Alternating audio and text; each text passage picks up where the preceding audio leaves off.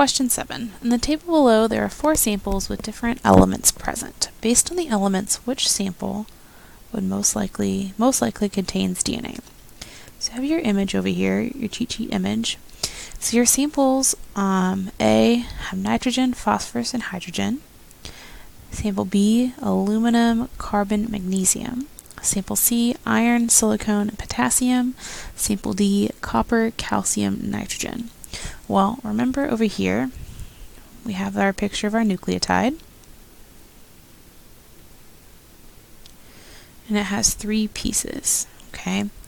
So this first one is our phosphate group. That's why we put a P around it, so phosphates. Looking at our samples, phosphorus sounds like phosphates. Right here is our sugar.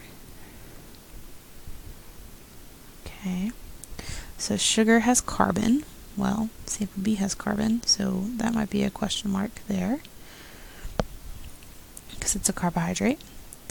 But the middle here, we've been labeling this as NB for nitrogen base. So our nitrogen base actually has a nitrogen in it, which so does sample A.